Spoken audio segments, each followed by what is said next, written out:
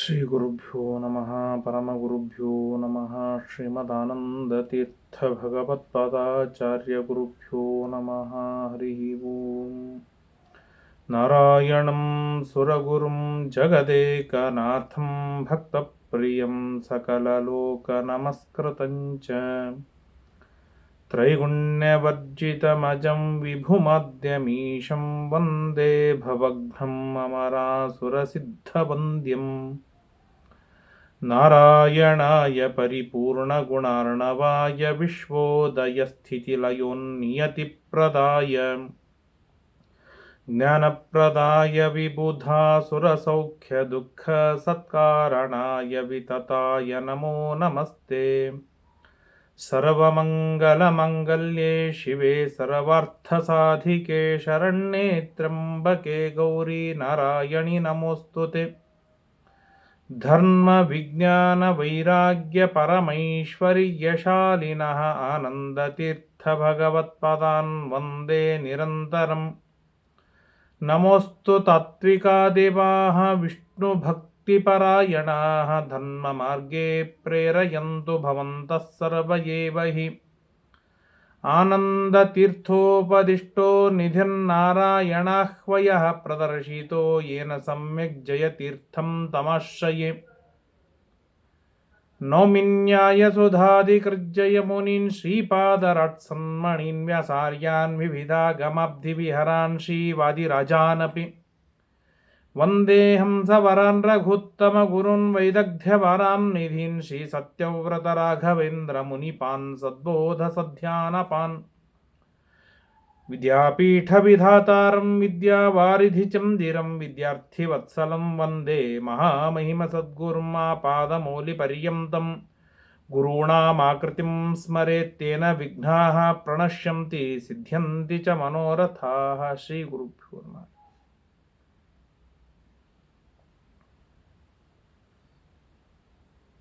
ಶ್ರೀ ಗುರುಭ್ಯೋ ನಮೋ ನಮಃ ಹರಿ ಓಂ.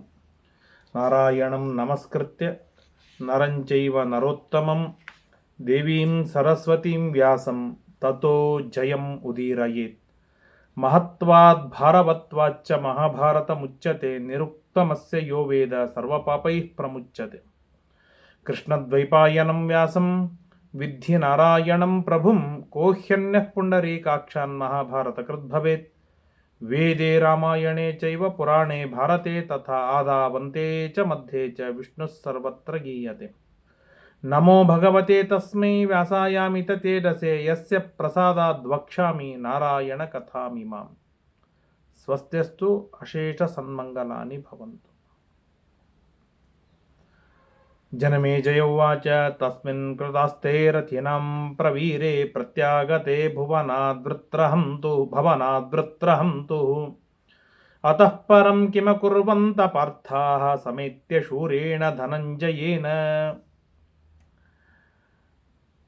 ವೃತ್ರಾಸುರನ ಶತ್ರುವಾದ ಇಂದ್ರನ ಮನೆಯಿಂದ ಸ್ವರ್ಗಲೋಕದಿಂದ ಬಂದ ಅರ್ಜುನನ ಜೊತೆಗೆ ಕೂಡಿಕೊಂಡು ಪಾಂಡವರು ಏನ್ ಮಾಡ್ತಾ ಇದ್ದಾರೆ, ಅವರ ಮುಂದಿನ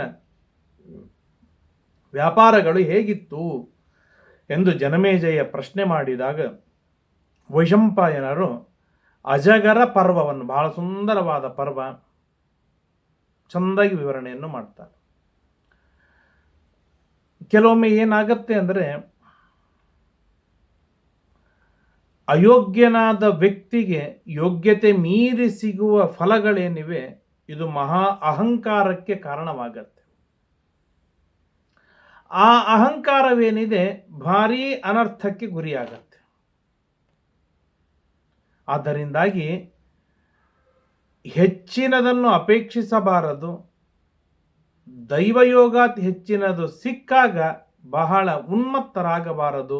ಈ ಎರಡೂ ಅಂಶವನ್ನು ಕೂಡ ಇವತ್ತಿನ ಈ ಒಂದು ಸುಂದರವಾದ ಚೌಕಟ್ಟಿನೊಳಗೆ ಬಹಳ ಸೊಗಸಾಗಿ ಮಹಾಭಾರತ ನಮಗೆ ತಿಳಿಸಿಕೊಡ್ತದೆ. ಅಲ್ಲೇ ಧರ್ಮರಾಜ ಅನೇಕ ವರ್ಷಗಳವರೆಗೆ ಇದ್ದ. ಅರ್ಜುನ ಬಂದಾಗ ಇನ್ನೂ ಸಂತೋಷವಾಯ್ತಿದ್ದ. ಕೊನೆಗೆ 11 ವರ್ಷಗಳು ಕಳೆದು ಹೋಯಿತು. ಇನ್ನು ಉಳಿದದ್ದು 1 ವರ್ಷ ಮಾತ್ರ. ಆಗ ಭೀಮಸೇನ ದೇವರು ಹೇಳ್ತಾರೆ, ಧರ್ಮರಾಜನ ಅಭಿಪ್ರಾಯವನ್ನು ತಿಳಿದ ಭೀಮ ಹೇಳ್ತಾನೆ, ಅಣ್ಣ ಇನ್ನು ಇಲ್ಲಿ ಇರೋದು ಬೇಡ, ಸುಯೋಧನಂ ಸಾನುಚರಂ ನಿಹಂತುಂ, ಏನು ತನ್ನ ತಮ್ಮಂದಿರಿಂದ ಸಹಿತನಾದ ದುರ್ಯೋಧನಾದಿಗಳನ್ನು ಸಂಹಾರವನ್ನು ಮಾಡುವ ಸಮಯ ಈಗ ಒದಗಿ ಬಂದಿದೆ. 11 ವರ್ಷಗಳು ಕಳೆದಾಯಿತು. ಏಕಾದಶಂ ವರ್ಷಮಿದಂ ವಸಾಮಹ ಸುಯೋಧನಾತ್ತತ್ ಸುಖಾತ್ ಸುಖಾರ್ಗಾಹ ಸುಯೋಧನೇನಾತ್ತ ಸುಖಾತ್ ಸುಖಾರ್ಗಾಹ. ಸುಖದಲ್ಲಿ ಇರಬೇಕಾದವರು ನಾವು, ನಮ್ಮಿಂದ ಅಪಹಾರವನ್ನು ಮಾಡಿ ಸುಖವನ್ನು ಅನುಭವಿಸ್ತಾ ಇರುವ ದುರ್ಯೋಧನಾದಿಗಳನ್ನು ಇನ್ನು ಭೂಮಿ ಮೇಲೆ ಉಳಿಸಬೇಕಾದ ಪ್ರಸಂಗವಿಲ್ಲ. ಆದ್ದರಿಂದಾಗಿ ಹೊರಡೋಣ. ಸಂವತ್ಸರಂ ತತ್ರ ವಿಹತ್ಯ ಗೂಢಂ, ನಾವು ತಿರುಗಿ ಕಾಮ್ಯಕ ವನಕ್ಕೆ ಹೋಗುವುದಕ್ಕೆ 1 ವರ್ಷ ಬೇಕಾಗತ್ತೆ. ಸಂಚಾರವನ್ನು ಮಾಡ್ತಾ ಕ್ರಮವಾಗಿ ಸಾವಕಾಶವಾಗಿ ಹೋಗೋಣ. ಅಲ್ಲೇ ಎಲ್ಲಿಯಾದರೂ 1 ವರ್ಷ ಅಜ್ಞಾತವಾಸದಲ್ಲಿ ಇದ್ದು ಇನ್ನು ನಾವು ಸಂಹಾರಕ್ಕೆ ಸಿದ್ಧರಾಗೋಣ, ನೀನು ಸಿದ್ಧನಾಗು ಅಂತ ಹೇಳಿ ಭೀಮಸೇನ ದೇವರು ಧರ್ಮರಾಜನನ್ನು ಹಿಂದೆ ಪ್ರತಿಜ್ಞೆ ಮಾಡಿದ್ದ.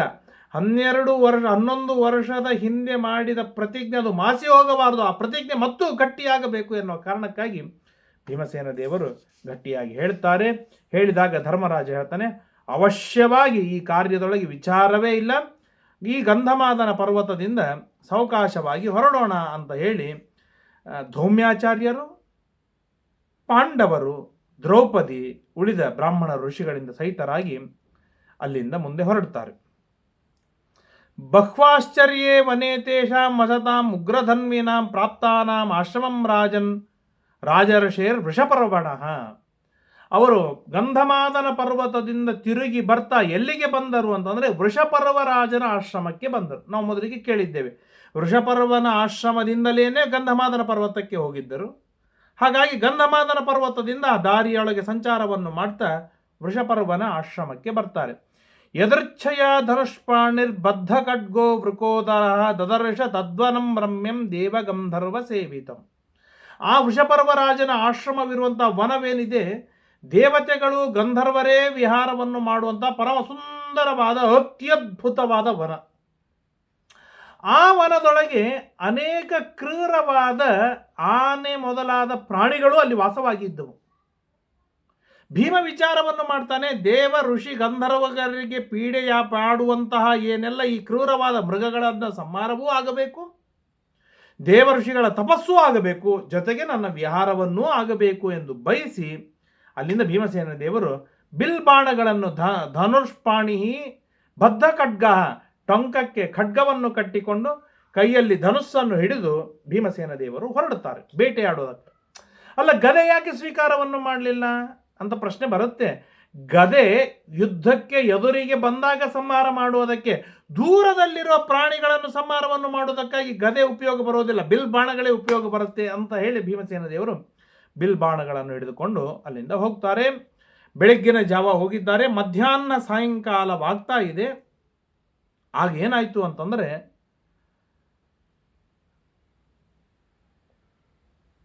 ಅಲ್ಲಿ ಹೋಗ್ತಾ ಇದ್ದಾರೆ. ಹೋಗ್ತಾ ಇರುವಾಗ ದದರ್ಶ ಮಹಾಕಾಯಂ ಭುಜಂಗಂ ರೋಮಹರ್ಷಣಂ. ಆ ಭೀಮಸೇನ ದೇವರಿಗೆ ದೊಡ್ಡದಾಗಿರ್ತಕ್ಕಂಥ ಹೆಬ್ಬಾವು ಕಾಣಿಸ್ತು, ಅಜಗರ ಸರ್ಪ ಕಾಣಿಸ್ತು. ಗಿರಿದುರ್ಗೆ ಸಮಾಪನ್ನಂ ಕಾಯೇನಾವೃತ್ಯ ಕಂದರಂ. ದೊಡ್ಡದಾಗಿರ್ತಕ್ಕಂಥ ಗುಹಾದಿಂದ ಹೊರಗೆ ಬಂತು. ಹೊರಗೆ ಬಂದರೆ ಗುಹಾಕಾರೇಣ ವಕ್ತ್ರೇಣ, ಅದು ಹೀಗೆ ಬಾಯಿ ತೆಗೆದರೆ ಒಂದು ಗುಹದ ಆಕಾರದೊಳಗೆ ದೊಡ್ಡದಾದಂತಹ ಬಾಯಿ ತೆಗೆದಿದೆ. ಅದರಲ್ಲಿ 2 ಗೇಣು ವಿಸ್ತಾರವಾಗಿರ್ತಕ್ಕಂಥ 4 ಹಲ್ಲುಗಳನ್ನು ತುಂಬಿಕೊಂಡಿದೆ. ಚತುರ್ದಂಷ್ಟ್ರೇಣ ರಾಜತ ದೀಪ್ತಾಕ್ಷೇಣ, ಭಾರಿ ದೀಪ್ತವಾದ ಕಣ್ಣುಗಳಿವೆ, ಕಣ್ಣುಗಳಲ್ಲಿ ಭಾರಿ ಪ್ರಕಾಶವಿದೆ. ಅತಿ ತಾಮ್ರೇಣ, ಕೆಂಪಾದ ಕಣ್ಣುಗಳಿಂದ ಕೆಂಡ ಕಾರ್ತಾ ಇದೆ. ಲಿಹಾನಂ ಸೃಕ್ಕಿಣೀಮುಹು ಸ ಭೀಮಂ ಸಹಸಾಭ್ಯೇತ್ಯ ಪೃದಾಕು ಕ್ಷುಧಿತೋ ವೃಷಂ. ಹಸಿದ ಅಜಗರ ಹೇಗೆ ಎದುರಿಗೆ ಸಿಕ್ಕ ಪ್ರಾಣಿಗಳನ್ನು ಹಿಡಿದಬೇಕು, ಹಾಗೆ ಗಟ್ಟಿಯಾಗಿ ಭೀಮನನ್ನು ಹಿಡಿದ.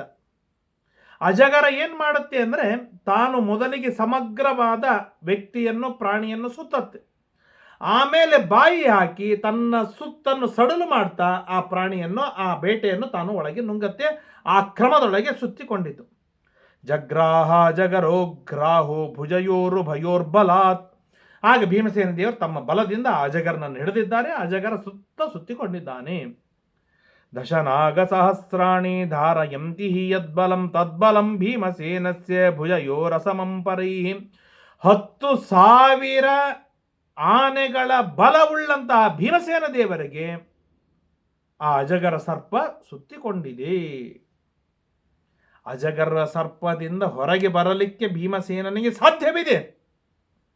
ಆದರೆ ತನ್ನ ಬಲವನ್ನು ಪ್ರಯೋಗ ಮಾಡಲಿಲ್ಲ. ಯಾಕೆ ಮಾಡಲಿಲ್ಲ ಅಂತಂದರೆ, ಈ ಸರ್ಪದ ಶಾಪದಲ್ಲಿ ಒಳಗಾದ ಸರ್ಪವನ್ನು ಈ ಸರ್ಪದೇಹದಿಂದ ಮುಕ್ತನನ್ನಾಗಿ ಮಾಡಿ ಅವನಿಗೆ ಒಳ್ಳೆಯದು ಮಾಡಬೇಕಾಗಿದೆ. ಆದ್ದರಿಂದಾಗಿ ಭೀಮಸೇನ ದೇವರು ಹಾಗೆ ನಿಲ್ತಾರೆ. ಸ ಭೀಮಸೇನಸ್ತೇಜಸ್ವಿ ತದಾ ಸರ್ಪ ವಶಂಗತಃ. ಸಮಗ್ರವಾಗಿ ಸರ್ಪದ ವಶದಲ್ಲಿ ಹೋದರು. ಆಗ ಭೀಮಸೇನ ದೇವರು ಮಾತಾಡ್ತಾರೆ, ಕಸ್ತ್ವಂಭೋ ಭುಜಗ ಶ್ರೇಷ್ಠ ಕಿಂ ಮಯಾಚ ಕರಿಷ್ಯಸಿ. ಹೇ ಸರ್ಪ, ಯಾರಪ್ಪ ನೀನು? ನನ್ನಿಂದ ಏನು ಮಾಡಿಸುವವನಿದ್ದೀಯಾ ನೀನು?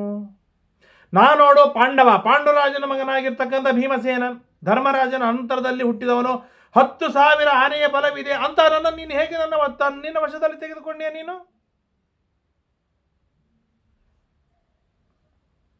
ಅಂತ ಹೇಳಿ ಅನೇಕ ಮಾತುಗಳನ್ನು ಭೀಮಸೇನ ದೇವರು ಕೇಳ್ತಾರೆ.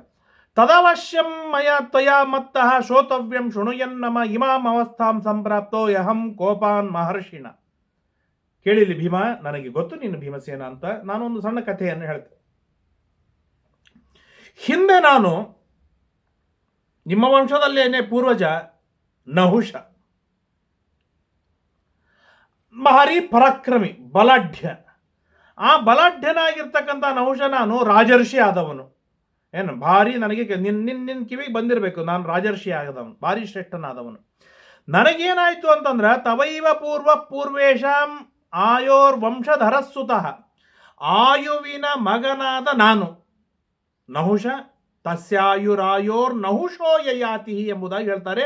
ಆಯು ಮಹಾರಾಜನ ಮಗ ನಾನು ನಹುಷ, ನಿಮ್ಮ ಪೂರ್ವಜನೇ. ನೀನು ಕೇಳಿರ್ಬೇಕಲ್ಲ, ನಾನು ಅಗಸ್ತ್ಯ ಋಷಿಗಳ ಶಾಪದಿಂದ ಬ್ರಾಹ್ಮಣರನ್ನು ಅವಮಾನ ಮಾಡಿದ ಕಾರಣ ಅಗಸ್ತ್ಯ ಋಷಿಗಳ ಶಾಪದಿಂದ ದೊಡ್ಡದಾದ ಅಜಗರ ಸರ್ಪನಾಗಿ ಬಿದ್ದಿದ್ದೇನೆ. ಅಲ್ಪ ಸ್ವಲ್ಪ ವೈಭವಗಳು ನಮ್ಮ ಬೆನ್ನಿಗೆ ಬಂದಾಗ ತಲೆ ನೆತ್ತಿಗೆ ಇರುತ್ತೆ, ಕಣ್ಣುಗಳು ನೆತ್ತಿಗೆ ಇರುತ್ತೆ, ತಲೆ ಆ ನೆತ್ತಿಗಿಂತಲೂ ಮೇಲೆ ಇರುತ್ತೆ. ಆಗೇನಾಗುತ್ತೆ ಅಂದರೆ, ಊಹೆ ಮಾಡದ ರೀತಿಯೊಳಗೆ ಬ್ರಾಹ್ಮಣರನ್ನು, ಜ್ಞಾನಿಗಳನ್ನು, ವಿದ್ವಾಂಸರನ್ನು, ಯತಿಗಳನ್ನು ಏನು ಹಿಂದೆ ಮುಂದೆ ನೋಡದೆ ಅವಮಾನವನ್ನು ಮಾಡುವುದಕ್ಕಾಗಿ ಇಳಿದು ಬಿಡ್ತಾನೆ. ಆದರೆ ಆ ಮಾಡುವ ಅವಮಾನಗಳೇನಿದೆ ಎಂಥ ಅನರ್ಥಕಾರಿಯಾಗಿರುತ್ತೆ, ಎಂಥ ಅಪಾಯಕಾರಿಯಾಗಿರ್ತದೆ ಎನ್ನುವುದನ್ನು ತಿಳಿಸ್ತಾನೆ ನಹುಷ. ಇಂದ್ರ ಬ್ರಹ್ಮಹತ್ಯೆಯ ಪಾಪಕ್ಕೆ ಗ್ರಸ್ತನಾದಾಗ ಆ ಬ್ರಹ್ಮಹತ್ಯೆಯನ್ನು ಕಳೆದುಕೊಳ್ಳುವುದಕ್ಕಾಗಿ ಇಂದ್ರ ತಾನು ತಪಸ್ಸಿಗೆ ಹೋದ. ಇಂದ್ರ ತಪಸ್ಸಿಗೆ ಹೋದಾಗ ಸ್ವರ್ಗದಲ್ಲಿ ಯಾರೂ ಇರಲಿಲ್ಲ. ಆಗ ನನ್ನನ್ನು ತಂದು ಕೂಡಿಸಿ ಸ್ವರ್ಗದೊಳಗೆ ಇಂದ್ರನನ್ನಾಗಿ ಮಾಡಿದರು. ನಾನು ಎಷ್ಟೋ ದಿನಗಳವರೆಗೆ ವೈಭವದಿಂದ ಸ್ವರ್ಗವನ್ನು ಆಳಿದೆ. ಭಾರಿ ಧಾರ್ಮಿಕ ರೀತಿಯಿಂದ ಪ್ರಾಮಾಣಿಕವಾಗಿ ಸ್ವರ್ಗವನ್ನು ಆಳಿದೆ. ಒಂದು ದಿನ ಏನಾಯಿತು ಅಂದರೆ, ನಾನು ಶಚೀದೇವಿಯನ್ನು ನೋಡಿದಾಗ ಆ ಶಚಿಯ ಸೌಂದರ್ಯ, ಅವಳ ಲಾವಣ್ಯ, ಅವಳ ರೂಪ, ಅವಳ ವೈಭವಕ್ಕೆ ಮಾರು ಹೋದವನಾಗಿ ಶಚಿಗೆ ನಾನು ಹೇಳಿ ಕಳಿಸಿದೆ, ಹೇ ಶಚಿ, ನೀನು ಇಂದ್ರಾಣಿ. ನೀನು ಅಂದ ಮೇಲೆ ಯಾರು ಇಂದ್ರರಿದ್ದಾರೆ ಆ ಇಂದ್ರಾಣಿ ನೀನಾಗಬೇಕಲ್ಲ ಅಂತ ನಾನು ಹೇಳಿ ಕಳಿಸಿದೆ. ಆಗ ಆ ಶಚಿ ತಾನು ಏನು ಮಾಡಿದ್ಲು ಅಂತಂದರೆ, ಬ್ರಾಹ್ಮಣರು ಕುಳಿತ ಮೇಣೆಯೊಳಗೆ ನೀನು ಕುಳಿತುಕೊಂಡು ಬಾ. ಯಾಕೆಂದ್ರೆ ನನ್ನ ಇಂದ್ರ ಹಾಗೆ ಬರ್ತಿದ್ದ, ಸಪ್ತರ್ಷಿಗಳು ಹೊತ್ತ ಮೇಣೆಯೊಳಗೆ ನೀನು ಬರಬೇಕು, ಯಾಕೆ ನನ್ನ ಸ್ವಾಮಿ ಹಾಗೆ ಬರ್ತಿದ್ದ ಅಂತ ಹೇಳಿದಾಗ, ಆಯಿತು ಅಂತೇಳಿ ಸಪ್ತರ್ಷಿಗಳನ್ನು ಕರೆಸಿ ಅವರ ಬೆನ್ನ ಮೇಲೆ ನಾನು ಕೂಡ್ತೇನೆ, ಹೆಗಲ ಮೇಲೆ ಕೂಡ್ತೇನೆ, ಮೇಣೆಯೊಳಗೆ ಕುಳಿತುಕೊಳ್ತೇನೆ. ಬರ್ತಾ ಇದ್ದಾರೆ. ಆ ಸಪ್ತರ್ಷಿಗಳಲ್ಲಿ ಒಬ್ಬ ಋಷಿಗಳು ಅಗಸ್ತ್ಯರು. ಆ ಅಗಸ್ತ್ಯರ ಜೊತೆಗೆ ವಾಕ್ಯಾರ್ಥ ಪ್ರಾರಂಭವಾಯಿತು. ಆ ವಾಕ್ಯಾರ್ಥದೊಳಗೆ, ಅದು ಆದಿಪರ್ವದೊಳಗೆ ವಿಸ್ತೃತವಾದ ವಾಕ್ಯಾರ್ಥ ಬಂದಿದೆ. ಇಲ್ಲಿ ಆ ವಾಕ್ಯಾರ್ಥವನ್ನು ವಿವರವಾಗಿ ಕೊಟ್ಟಿಲ್ಲ. ಘನಘೋರವಾದ ವಾಕ್ಯಾರ್ಥವಾಗತ್ತೆ. ವಾಕ್ಯಾರ್ಥವಾದಾಗ ನನ್ನನ್ನು ಕಟ್ಟಿ ಹಾಕ್ತಾರೆ, ನನಗೆ ಮಾತು ಬರುವುದಿಲ್ಲ. ಮಾತು ಬಾರದಿರುವಾಗ ನನಗೆ ಸಿಟ್ಟಾಗಿ ನಾನೇನು ಮಾಡ್ತೇನೆ ಅಂದರೆ, ಆ ಅಗಸ್ತ್ಯರಿಗೆ ಕಾಲಿನಿಂದ ಜಾಡಿಸಿ ಒದಿತೇನೆ. ಯಾಕೆ, ನಾನು ಏನು ಮಾಡಿದರೂ ನಡೆಯುತ್ತೆ ಎನ್ನುವ ಭರದೊಳಗೆ ನಾನು ಒದ್ದೆ. ಆ ಒದ್ದಾಗ ಏನಾಯ್ತು ಅಂತಂದ್ರೆ ಅಗಸ್ತ್ಯ ಋಷಿಗಳು ಶಾಪ ಕೊಟ್ಟರು, ಈಗಿಂದೀಗಲೇ ನೀನು ಅಜಗರ ಸರ್ಪನಾಗಿ ಬೀಳು ಅಂತ ಶಾಪ ಕೊಟ್ಟರು. ಆ ಶಾಪಗ್ರಸ್ತನಾಗಿ ಆ ಕ್ಷಣಕ್ಕೇನೆ ತಲೆ ತೆಳಗ ಮಾಡಿ ಬೀಳ್ತಾ ಇರುವಾಗಲೇನೆ ಕಣ್ಣಿನಿಂದ ನಾನು ಅಗಸ್ತ್ಯರನ್ನು ನೋಡ್ತಾ ಕೀರಿಸಿಕೊಂಡೆ, ವಿಶಾಪವನ್ನು ಹೇಳಿ ಸ್ವಾಮಿ ಕರುಣೆಯನ್ನು ಮಾಡಿ ಅಂತ ಹೇಳಿದಾಗ ಮುಂದೆ ಭೀಮ ಧರ್ಮರಾಜರು ಬಂದು ಭೀಮಸೇನ ದೇವರು ಬಂದು ನಿನ್ನ ಶಾಪದಿಂದ ಈ ಶಾಪದೇಹದಿಂದ ಅಜಗರ ಸರ್ಪದಿಂದ ಮುಕ್ತರನ್ನಾಗಿ ಮಾಡ್ತಾರೆ ಎಂಬುದಾಗಿ ಹೇಳಿರೋಣದ್ರಿಂದಾಗಿ ನಾನು ಸರ್ಪನಾಗಿ ಬಿದ್ದಿದ್ದೇನೆ, ನಾನು ನಿನ್ನ ನಡೆದಿದ್ದೇನೆ, ನಾನು ನಿನಗೆ ಕೆಲವು ಪ್ರಶ್ನೆಗಳನ್ನು ಕೇಳ್ತೇನೆ, ಆ ಪ್ರಶ್ನೆಗಳಿಗೆ ನೀನು ಉತ್ತರವನ್ನು ಕೊಟ್ಟಿ ಅಂತಾದರೆ ಅವಶ್ಯವಾಗಿ ನಿನ್ನನ್ನು ಮುಕ್ತನನ್ನಾಗಿ ಮಾಡ್ತೇನೆ, ಇಲ್ಲದೆ ಇದ್ರೆ ನಿನ್ನ ಆಹಾರ. ಓಹೋ ಹಾಗಾ ಅಂತ ಹೇಳಿ ಭೀಮಸೇನ ದೇವರು ಹೇಳ್ತಾರೆ, ನೋಡು ಮಾರಾಯ, ನನ್ನನ್ನು ನೀನು ತಿನ್ಲಿಕ್ಕಾಗುವುದಿಲ್ಲ, ತಪ್ಪಿ ನೀ ಏನಾದರೂ ನನ್ನನ್ನು ಸಂಹಾರವನ್ನು ಮಾಡಿ ತಿಂದಿ ಅಂದರೆ ಅರ್ಜುನ ಸಾಮಾನ್ಯನಲ್ಲ, ಅವನು ಬಂದು ನಿನ್ನನ್ನು ಕೊಂದು ಹಾಕ್ತಾರೆ. ನಮ್ಮ ಇಷ್ಟಾರ್ಥವೇನಿದೆ ರಾಜ್ಯವನ್ನು ತಾನು ಪಡೆದುಕೊಳ್ತಾನೆ, ಭೋಗ ಮಾಡ್ತಾನೆ, ಆದರೆ ನನ್ನನ್ನು ಸಂಹಾರ ಮಾಡೋದು ನಿನಗೇನು ಲಾಭವಿದೆ? ಕುಂತಿ ಪೀಡೆಗೊಳಗಾಗ್ತಾಳೆ, ಧರ್ಮರಾಜ ಪೀಡೆಗೊಳಗಾಗ್ತಾನೆ, ಇಂಥ ಸಜ್ಜನರನ್ನು ಪೀಡೆ ಮಾಡೋದ್ರಿಂದ ನಿನಗೇನು ಲಾಭವಿದೆ ಅಂತ ಸಾಕಷ್ಟು ಮಾತುಗಳನ್ನು ಹೇಳ್ತಾನೆ. ಧರ್ಮರಾಜ ಹೇಳಿದಾಗ, ಭೀಮಸೇನ ದೇವರು ಹೇಳಿದಾಗಲೂ ಕೇಳುವುದಿಲ್ಲ. ಆಯ್ತು ಅಂತ ಹೇಳಿ ಪ್ರಶ್ನೆಯನ್ನು ಕೇಳಬೇಕು ಅಂತಾನೆ, ನಾನು ನಿನ್ನ ಪ್ರಶ್ನೆ ಉತ್ತರ ಕೊಡುವುದಿಲ್ಲ, ನಾನು ಬದುಕೋದಿಲ್ಲ, ಎಷ್ಟೊತ್ತು ಹಿಡಿತೆ ಹೇಳ್ಕೊ ಹೋಗು ಅಂತ ಹೇಳ್ತಾರೆ. ಅಲ್ಲ, ಅಜಗರ ಸರ್ಪನಿಂದ ಬಿಡಿಸಿಕೊಳ್ಳಲಿಕ್ಕೆ ಆಗದೆ ಕೈ ಕಟ್ಟಿ ಕುಳಿತುಕೊಳ್ಳುವಂತಹದ್ದು ಏನು ಭೀಮಸೇನ ದೇವನಿಗೆ ಬಂದಿತ್ತು ಅಂತಂದ್ರೆ, ಅಜಗರ ಸರ್ಪನ ವಿಚಾರವೇನಿತ್ತು, ನಾನು ಪ್ರಶ್ನೆಗಳನ್ನು ಕೇಳ್ತೇನೆ, ಆ ಪ್ರಶ್ನೆಗೆ ನೀನು ಉತ್ತರ ಕೊಡು, ನೀನು ಪ್ರಾಣವನ್ನು ರಕ್ಷಿಸಿಕೋ. ಭೀಮ ಅಂತಾನೆ, ನಾನು ನನಗಾಗಿಯೇನೆ ದೇವರ ಹತ್ರ ಬೇಡಿದವನಲ್ಲ, ಹಾಗಿರುವಾಗ ವಿದ್ಯೆಯನ್ನು, ನನ್ನ ಬಳಿ ಇರುವ ವಿದ್ಯೆಯನ್ನು ನಾನು ಮಾರಿಕೊಂಡು ನನ್ನ ಪ್ರಾಣವನ್ನು ನಾನು ಉಳಿಸಿಕೊಳ್ಳ, ಇದು ನನ್ನ ಕನಸಿನೊಳಗೆ ಸಾಧ್ಯವಿಲ್ಲ. ನಾನು ಸಂಹಾರ ಮಾಡ್ತೀಯ ಮಾಡ್ಕೋ. ನಾರಾಯಣಾಸ್ತ್ರ ಮುಂದೆ ತಲೆ ಮೇಲೆ ಬಂದು ನಿಂತಾಗ ನಾನು ದೇವರಿಗೆ ನಮಸ್ಕಾರ ಮಾಡುವುದಿಲ್ಲ. ಯಾಕೆ? ನನ್ನ ಬದುಕಿಗಾಗಿ ನಾನು ಎಂದಿಗೂ ದೇವರನ್ನು ಅವಲಂಬಿಸಿಲ್ಲ, ದೇವರನ್ನು ಸಂತೋಷಪಡಿಸುವುದಕ್ಕಾಗಿ ನಾನು ದೇವರನ್ನು ಅವಲಂಬಿಸಿದ್ದೇನೆ, ದೇವರ ಆಜ್ಞೆಯನ್ನು ಪರಿಪಾಲನೆಯನ್ನು ಮಾಡುವುದಕ್ಕಾಗಿ ನಾನು ದೇವರನ್ನು ಅವಲಂಬಿಸಿದ್ದೇನೆ, ದೇವರು ಹೇಳಿದ್ದನ್ನು ಕೇಳುವುದಕ್ಕಾಗಿ ನಾನು ದೇವರನ್ನು ಅವಲಂಬಿಸಿದ್ದೇನೆ ಹೊರತು ನನಗಾಗಿ ದೇವರನ್ನು ಎಂದಿಗೂ ಅವಲಂಬಿಸಿಲ್ಲ. ಆದ್ದರಿಂದಾಗಿ ನೀನು ಏನು ಮಾಡ್ತೀಯ ಮಾಡ್ಕೋ, ನಾನು ಪ್ರಶ್ನೆಗೆ ಉತ್ತರವನ್ನು ಕೊಟ್ಟು ನನ್ನ ಪ್ರಾಣವನ್ನು ನಾನು ಉಳಿಸಿಕೊಳ್ಳಲಾರೆ ಅಂತ ಇಷ್ಟು ಹೇಳಿದ್ದು. ಆಯಿತು ಹಾಗಾದರೆ ಅಂಥೇಳಿ ಇಬ್ಬರು ವಾಕ್ಯಾರ್ಥ ಚರ್ಚೆ ನಡೀತಾ ಇದೆ. ಭೀಮಸೇನ ದೇವರನ್ನು ಗಟ್ಟಿಯಾಗಿ ಬಿಗಿದಿದ್ದಾರೆ, ಭೀಮಸೇನ ದೇವರಿಗೆ ಏನೂ ಆಗ್ತಿಲ್ಲ, ಗಟ್ಟಿಯಾಗಿ ನಿಂತಿದ್ದಾರೆ. ಇಷ್ಟಾಗ್ತಾ ಇರುವಾಗ ಯುಧಿಷ್ಠಿರಸ್ತು ಕೌಂತೇಯ ಬಭೂವ ಸ್ವಸ್ಥಚೇತನ. ಧರ್ಮರಾಜನ ಯಾಕೋ ಸ್ವಲ್ಪ ಹೆಲ್ತ್ ಡಿಸ್ಟರ್ಬ್ ಆಯಿತು, ಅನಿಷ್ಟಗಳೆಲ್ಲ ಕಣ್ಣಿಗೆ ಕಾಣ್ತಾ ಇವೆ, ದಾರುಣವಾದ ಅಶಿವ ಮಂಗಲಮಯವಾಗದೇ ಇರುವ ಧ್ವನಿಗಳು ಕೇಳಿಸ್ತಾ ಇವೆ. ರಕ್ತಂ ವಮಂತಿ ದದೃಶೋ ಪತ್ಯಾದಿತ್ಯಂ ಅಭಾಸುರ, ಅನೇಕ ಪಕ್ಷಿಗಳು ರಕ್ತ ಕಾರ್ತಾ ಇವೆ. ಅಗ್ನಿ ಗಾಳಿಯಲ್ಲಿ ಬರ್ತಾ ಇದ್ದಾನೆ. ಅಪಸವ್ಯಾನಿ ಸರ್ವಾಣಿ, ಮೃಗ ಪಕ್ಷಿಗಳೆಲ್ಲ ಅಪಸವ್ಯವಾಗಿ ತಿರುಗುತ್ತಾ ಇವೆ. ಬೆನ್ನ ಹಿಂದೆ ಕಾಗಿಗಳು ಕೂಗುತ್ತಾ ಇವೆ, ಯಾಹಿ ಯಾಹಿ ಬಾ ಬಾ ಬಾ ಅಂತ ಕಾಯಿಗಳು ಕೂಗುತ್ತಾ ಇವೆ. ಹೃದಯಂ ಚರಣಶ್ಚಾಪಿ ವಾಮೋಸ್ಯ ಪರಿತಪ್ಯತಿ, ಎಡ ಹೃದಯ ಹಾಗೂ ಎಡಕಾಲುಗಳೆಲ್ಲ ಹಾರ್ತಾ ಇವೆ. ಸವ್ಯಸ್ಯಾಕ್ಷಣ, ಬಲಭಾಗದ ಕಣ್ಣು ಇದು ಜಿಗಿತಾ ಇದೆ, ಹಾರ್ತಾ ಇದೆ. ಇವೆಲ್ಲ ವಿಕಾರಗಳೇನಿವೆ ಅನಿಷ್ಟವನ್ನು ಸೂಚನೆಯನ್ನು ಮಾಡುವಂತಹ ವಿಕಾರಗಳು. ಇವಕ್ಕೆಲ್ಲ ಶಕುನ, ಅಶುಭ ಶಕುನ ಅಂತ ಸೂಚಕಗಳು. ಸೂಚಕಶ್ಚೈ ಶ್ರುತೆ ರಾಚಕ್ಷತೆ ಚ ತದ್ವಿಧ ಎನ್ನುವ ಸೂತ್ರದೊಳಗೆ ಗಟ್ಟಿಯಾಗಿ ನಿರ್ಣಯವನ್ನು ಮಾಡಿಕೊಟ್ಟಿದ್ದಾರೆ. ಹಾಗಾಗಿ ಅವುಗಳನ್ನೆಲ್ಲ ಪರಿಗಣಿಸಿದ ಧರ್ಮರಾಜನಿಗೆ ಗಾಬರಿ ಆಯಿತು. ದ್ರೌಪದಿ ಹತ್ರ ಬಂದ, ಭೀಮಣ್ಣ ಎಲ್ಲಿದ್ದಾನೆ? ಯಾಕೋ ಏನೋ ಉತ್ಪಾತಗಳಾಗ್ತಾ ಇವೆ, ಭೀಮ ಬೇಕೀಗ. ಇಲ್ಲ, ಭೀಮ ಬೇಟೆ ಆಡೋದಕ್ಕಾಗಿ ಹೋಗಿದ್ದಾನೆ. ಹಾಗಾದ್ರೆ ಭೀಮನ ಹತ್ರ ಹೋಗೋಣ ನಡೀರಿ ಅಂತ ಹೇಳಿ ಎಲ್ಲಿ ಹೋಗಿದ್ದಾನೆ? ಭೀಮ ಪೂರ್ವ ದಿಕ್ಕಿಗೆ ಹೋಗಿದ್ದಾನೆ. ಹಾಗಾದ್ರೆ ಪೂರ್ವ ದಿಕ್ಕಿಗೆ ಹೇಗೆ ಹೋಗಬೇಕು ಅಂತ ವಿಚಾರವನ್ನು ಮಾಡಿ 4 ಹೆಜ್ಜೆ ಎತ್ತಿದಾಗ ಅಲ್ಲಿ ಒಂದು ಆನೆ ಸತ್ತು ಬಿದ್ದಿತ್ತು, ಗಿಡ ಆಚೆ ಬಿದ್ದಿತ್ತು. ಅದನ್ನು ನೋಡ್ದ, ಹಾಗಾದ್ರೆ ಇದೇ ಭೀಮ ನಡೆದ ಮಾರ್ಗ ಅಂತ ಹೇಳಿ ಧರ್ಮರಾಜ, ಅರ್ಜುನ, ನಕುಲ, ಸಹದೇವರು, ದ್ರೌಪದಿ, ಋಷಿಗಳು, ಮುನಿಗಳು ಓಡ್ತಾ ಇದ್ದಾರೆ ಭೀಮನ ಹತ್ರ. ಓಡ್ತಾ ಇದ್ದರೆ ಅಲ್ಲಿ ಬಂದು ನೋಡ್ತಾರೆ, ದೊಡ್ಡದಾಗಿರ್ತಕ್ಕಂಥ ಅಜಗರ ಭೀಮನನ್ನು ಗಟ್ಟಿಯಾಗಿ ಸುತ್ತಿಕೊಂಡು ನಿಂತಿದ್ದಾನೆ. ಅಂದರೆ ಅನರ್ಥ. ಕೆಲವರು ಹೇಳ್ತಾರೆ ಬೆಕ್ಕು ಅಡ್ಡ ಹೋಯ್ತು, ಇದು ಎಲ್ಲಿ ಅನರ್ಥ, ಹಾಗೆ ಇದೆಲ್ಲ ಮೂಢನಂಬಿಕೆ ಅಂತ ಹೇಳ್ತಾರೆ.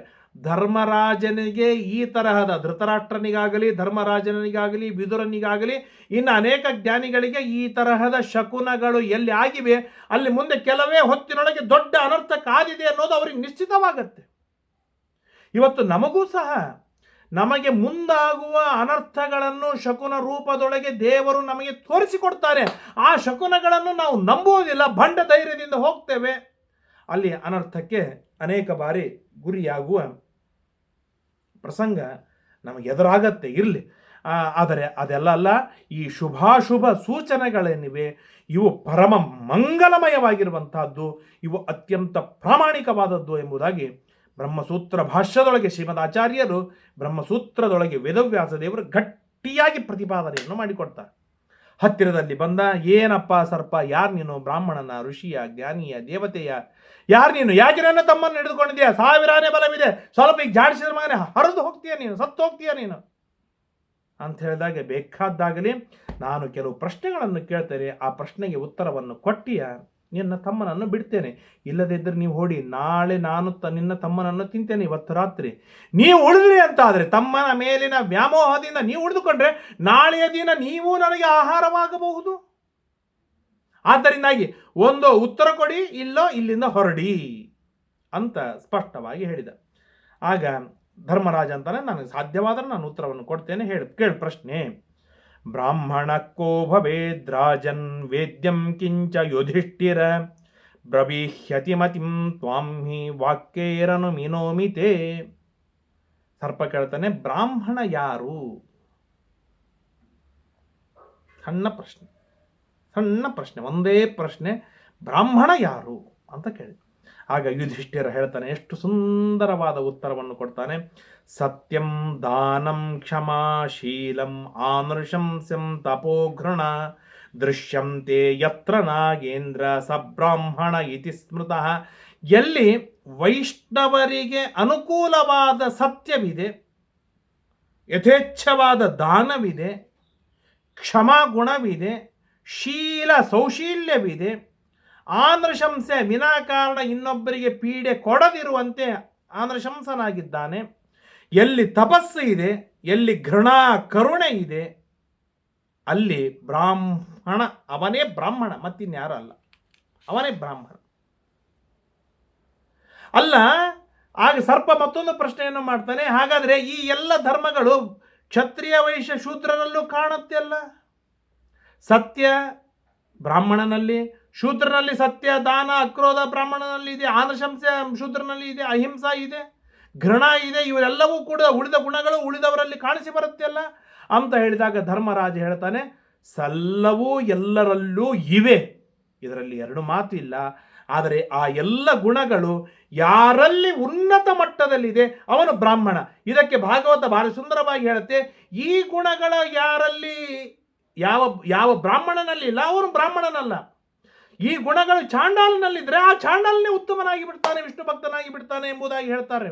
ಭಾಗವತ ಸಪ್ತಮ ಸ್ಕಂಧದೊಳಗೆ ಬಹಳ ಸುಂದರವಾಗಿ ತಿಳಿಸಿಕೊಡ್ತಾರೆ.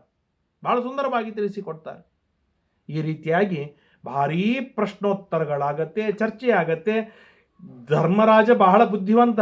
ಅವನು ಕೇಳಿದ 2 ಪ್ರಶ್ನೆಗಳಿಗೆ ಉತ್ತರವನ್ನು ಕೊಟ್ಟು ಮುಂದೆ ಏನು ಮಾಡ್ತಾನೆ ಅಂದರೆ, ತಾನೇ ತನ್ನ ಪ್ರಶ್ನೆಗಳನ್ನು ಕೇಳಿ ಶುರು ಮಾಡಿಬಿಡ್ತಾನೆ. ತನ್ನ ಸಂಶಯಗಳನ್ನು ಪರಿಹಾರ ಮಾಡಿಕೊಳ್ಳುವುದು, ನಾನಾ ತರಹದ ಸಂಶಯಗಳನ್ನು ಪರಿಹಾರ ಮಾಡಿಕೊಳ್ತಾನೆ. ಚರ್ಚೆ ಆಗತ್ತೆ, ವಾಕ್ಯಾರ್ಥವಾದಾಗ ದಾನಾದ್ವಾ ಸರ್ಪ ಸತ್ಯಾದ್ವಾ ಕಿಮತೋ ಗುರು ದೃಶ್ಯತೆ ಅಹಿಂಸಾ ಪ್ರಿಯಯೋಶ್ಚೈವ ಗುರುಲಾಘವ ಮುಚ್ಯತಾಂ. ಸರ್ಪ ಒಂದು ಮಾತು ಕೇಳ್ತಾನೆ, ಪಾತ್ರೆ ದತ್ವ ಯೋಗ್ಯನಾದ ಬ್ರಾಹ್ಮಣನಿಗೆ ದಾನವಾಗಿ ಕೊಟ್ಟು ಪ್ರಿಯಾಣಿ ಸತ್ಯಂ ಉಕ್ತ್ವ ಅವನಿಗೆ ಪ್ರಿಯವಾದ ಸತ್ಯವಾದ ಮಾತುಗಳನ್ನು ಹೇಳಿ ಅಹಿಂಸಾ ನಿರತಃ ಯಾವ ಹಿಂಸೆಯನ್ನು ಮಾಡದೆ ಯಾರು ಇರ್ತಾನೋ ಸ್ವರ್ಗಂ ಗಚ್ಚೇದಿತಿ ಮತಿರ್ಮಮ ಅವನು ಸ್ವರ್ಗಕ್ಕೆ ಹೋಗ್ತಾನೆ ಎಂಬುದಾಗಿ ನಾನು ತಿಳಿದಿದ್ದೇನೆ.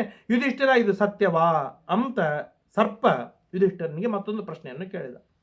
ಆಗ ಯುಧಿಷ್ಠಿರ ಉತ್ತರವನ್ನು ಕೊಡ್ತಾನೆ, ದಾನಾದ್ವಾ ಸರ್ಪ ಸತ್ಯಾದ್ವಾ ಕಿಮತೋ ಗುರು ದೃಶ್ಯತೆ ಅಹಿಂಸಾ ಪ್ರಿಯಯೋಶ್ಚೈವ ಗುರುಲಾಘವ ಮುಚ್ಯತಾಂ. ತಿರುಗಿ ಅವನಿಗೆ ಪ್ರಶ್ನೆಯನ್ನು ಮಾಡಿಬಿಟ್ಟ.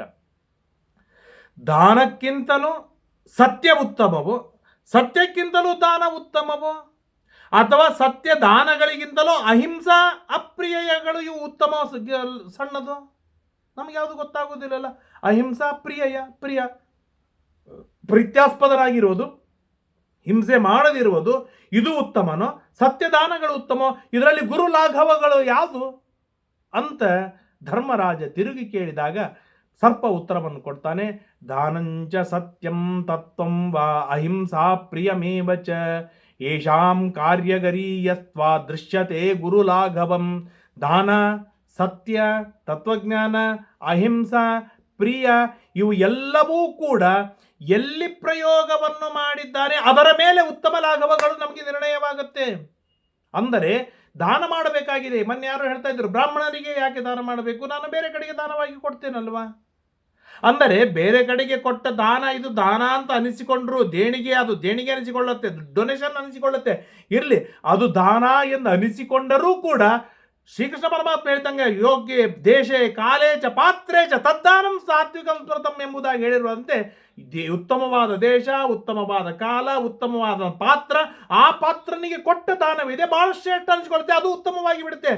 ಅಧಮನಿಗೆ ಕೊಟ್ಟ ದಾನ ಇದು ಕ್ಷುದ್ರವಾಗಿ ಬಿಡುತ್ತೆ. ಆದ್ದರಿಂದಾಗಿ ಆ ದೇಶ ಕಾಲ ಪಾತ್ರಗಳಿಗೆ ಅನುಗುಣವಾಗಿ ಗುರುಲಾಘವಗಳನ್ನು ನಿರ್ಣಯವನ್ನು ಮಾಡಿಕೊಳ್ಳಬೇಕು ಅಂತ ಸರ್ಪನೇ ಯುಧಿಷ್ಠರನಿಗೆ ಹೇಳ್ತಾನೆ. ಹೀಗೆ ಕೆಲವು ಪ್ರಶ್ನೆಗಳನ್ನು ಸರ್ಪ ಯುಧಿಷ್ಠರನಿಗೆ ಕೇಳ್ತಾನೆ. ಯುಧಿಷ್ಠಿರ ಉತ್ತರವನ್ನು ಕೊಡುವ ಮುಖಾಂತರ ತಾನು ಅನೇಕ ಧರ್ಮಗಳ ವಿಚಾರವಾಗಿ ಪ್ರಶ್ನೆಯನ್ನು ಕೇಳಿ ತಾನು ತನ್ನ ಏನಂತಾರೆ ಅರ್ಥಾತ್ ಸಂಶಯಗಳನ್ನೆಲ್ಲ ತಾನು ಪರಿಹಾರವನ್ನು ಪರಿಹಾರವನ್ನು ಮಾಡಿಕೊಂಡು ಆಗ ಕೇಳ್ತಾನೆ, ಆಯಿತು, ಕ್ಷೀಣಶಾಪ ಸುಕೃಚ್ಛ್ರೋಮಿ ತ್ವಯಾ ಸಂಭಾಷ್ಯ ಸಾಧುನ. ಧರ್ಮಣ್ಣ, ನಿನ್ನ ಜೊತೆಗೆ ಇಷ್ಟೊತ್ತು ನಾನು ಮಾತನಾಡಿರೋದರಿಂದ, ವಾಕ್ಯಾರ್ಥಗಳನ್ನು ಚರ್ಚೆಯನ್ನು ಮಾಡಿರೋದ್ರಿಂದ ನನ್ನ ಶಾಪ ಮುಗಿತು. ಅಹಂ ಹಿ ದಿವ್ಯೇನ ವಿಮೇನ ಚರನ್ಪುರ. ಹೇಗೆ ನಾನು ಮೊದಲಿಗೆ ವಿಮಾನದೊಳಗೆ ಓಡಾಡ್ತಾ ಇದ್ದೋ ಅದೇ ರೀತಿಯಾಗಿ ವಿಮಾನದಲ್ಲಿ ಓಡಾಡುವವನಿದ್ದೇನೆ. ಆದರೆ ಒಂದು ಮಾತು ಧರ್ಮಣ್ಣ, ನಾನು ನಿನಗೆ ಹೇಳ್ತೇನೆ. ಏನು ಅಂತಂದರೆ ಬ್ರಹ್ಮ ವರಂ ಮಮ ಪ್ರಯಚ್ಛಂತಿ ಸರ್ವೇ ತ್ರೈಲೋಕ್ಯವಾಸಿ ಚಕ್ಷುಷಾಯಂ ಪ್ರಪಶ್ಯಾಮಿ ಪ್ರಾಣಿನಾಂ ಪೃಥಿವೀಪತಿ.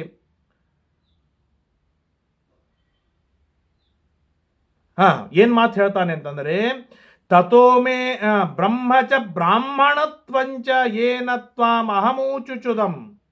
ಇಲ್ಲಿಯವರೆಗೆ ಬ್ರಹ್ಮ ಯಾರು, ಬ್ರಾಹ್ಮಣ ಯಾರು ಎನ್ನುವುದರ ಬಗ್ಗೆ ನಾವು ಚರ್ಚೆಯನ್ನು ಮಾಡಿದ್ದೇವಲ್ಲ. ಈ ಚರ್ಚೆ ಏನು ಅಂತಂದರೆ, ಸತ್ಯಂ ದಮಸ್ತಪೋ ಯೋಗಂ ಅಹಿಂಸಾ ಜ್ಞಾನ ನಿತ್ಯತಾ ಸಾಧಕಾನಿ ಸತಾಂ ಪುಂಸಾಂ ನ ಜಾತಿರ್ ನ ಕುಲಂ ನೃಪ. ಧರ್ಮರಾಜ ಒಂದು ಮಾತು ಹೇಳ್ತಾನೆ, ಸತ್ಯ, ದಮ, ತಪ, ಯೋಗ, ಅಹಿಂಸಾ, ಜ್ಞಾನ ನಿತ್ಯತಾ ಇವೆಲ್ಲವೂ ಕೂಡ ಸಜ್ಜನರಲ್ಲಿ ಇರುವಂತಹದ್ದು. ಅವರೇ ಸಾಧಕ. ಅವನ ಕುಲಗೋತ್ರವನ್ನು ವಿಚಾರ ಮಾಡೋದಲ್ಲ, ಈ ಗುಣಗಳಿವೆ ಅಂದಮೇಲೆ ಅವನು ಸಾಧಕನ್ನೇ. ಇದರಲ್ಲಿ ಎರಡು ಮಾತಿಲ್ಲ ಅಂತ ಧರ್ಮರಾಜನಿಗೆ ಸರ್ಪ ಸ್ಪಷ್ಟವಾಗಿ ಹೇಳಿದೆ. ಸ್ವಸ್ಥಿತೇಸ್ತು ಮಹಾರಾಜ ಗಮಿಷ್ಯಾಮಿ ದಿವಂ ಪುನಃ. ನಾನು ಈ ಶಾಪದಿಂದ ಮುಕ್ತನಾಗಿ ನಾನು ದ್ಯುಲೋಕಕ್ಕೆ ಹೋಗ್ತೇನೆ ಅಂತ ಹೇಳಿ, ನಿನಗೆ ಮಂಗಳವಾಗಲಿ, ನೀನು ನನ್ನ ವಂಶದವನ್ನೇ, ನನ್ನ ವಂಶದ ಕುಡಿಯಾಗಿದ್ಯಾ, ನಿನ್ನ ಶತ್ರುಗಳೆಲ್ಲ ನಾಶವಾಗ್ತಾರೆ, ಶೀಘ್ರದೊಳಗೆ ನಿನಗೆ ವಿಜಯ ಬರುತ್ತೆ ಅಂತ ಆ ನಹುಷ ತಾನು ಹರಿಸಿ ಅಲ್ಲಿಂದ ತಾನು ಹೊರಡ್ತಾನೆ.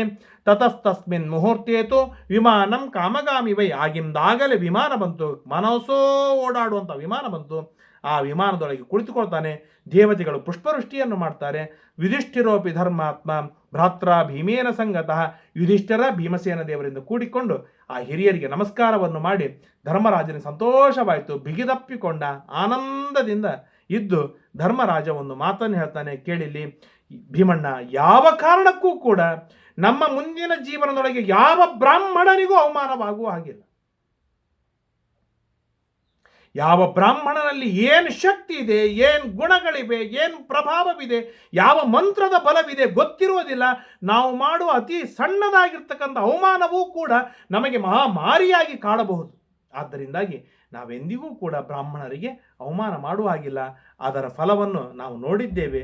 ಆದ್ದರಿಂದಾಗಿ ಇನ್ನು ಆ ತಪ್ಪನ್ನು ಮಾಡೋದು ಬೇಡ ಅಂತ ಹೇಳಿ ಪಾಂಡವಾಸ್ತು ಭಯಾನ್ಮುಕ್ತಂ ಪ್ರೇಕ್ಷ ಭೀಮಂ ಮಹಾಬಲಂ. ಭೀಮ ಸಿಕ್ಕಾಗ ಎಲ್ಲ ಭಯಗಳಿಂದ ಪರಿಹೃತನಾಗದ ಧರ್ಮರಾಜ ಬಹಳ ಗ್ರಹಣದಿಂದ ಹೊರಗೆ ಬಂದ ಚಂದ್ರ ಹೇಗೆ ಶೋಭಾಯಮಾನನಾಗಬೇಕು, ಭಯದಿಂದ ಮುಕ್ತನಾದ ಧರ್ಮರಾಜ ಶೋಭಾಯಮಾನನಾಗಿದ್ದಾನೆ ಎಂಬುದಾಗಿ ತಿಳಿಸ್ತಾ ಅಜಗರ ಪರ್ವ ಉದ್ಧಾರ ಪರ್ವವನ್ನು ಇಲ್ಲಿಗೆ ಮುಕ್ತಾಯವನ್ನು ಮಾಡ್ತಾರೆ. ಮುಂದೆ ಮಾರ್ಕಂಡೇಯ ಸಮಾಸ್ಯ ಪರ್ವ, ಬಹಳ ಅದ್ಭುತವಾಗಿರ್ತಕ್ಕಂಥ ಪರ್ವ. ಆ ಪರ್ವ ಮಾರ್ಕಂಡೇಯರು ಬಂದು ಧರ್ಮರಾಜನಿಗೆ ನಾನಾ ವಿಧವಾದ ತತ್ವಗಳನ್ನು ಉಪದೇಶ ಮಾಡ್ತಾರೆ. ಇದು ಕೊನೆಯ ಉಪಪರ್ವ. ಇದರೆಲ್ಲ ವಿಷಯಗಳನ್ನು ಕೂಡ ಮುಂದೆ ಕೇಳುವ ತಿಳಿಯುವ ಪ್ರಯತ್ನವನ್ನು ಮಾಡೋಣ. ಹರಯೇ ನಮಃ. ಶ್ರೀಕೃಷ್ಣ ಅರ್ಪಣಮಸ್ತು. ಯಸ್ಸರ್ವಗುಣ ಸಂಪೂರ್ಣ ಸರ್ವದೋಷ ವಿವರ್ಜಿತ ಪ್ರಿಯತಾಂ ಪ್ರೀತಯೇವ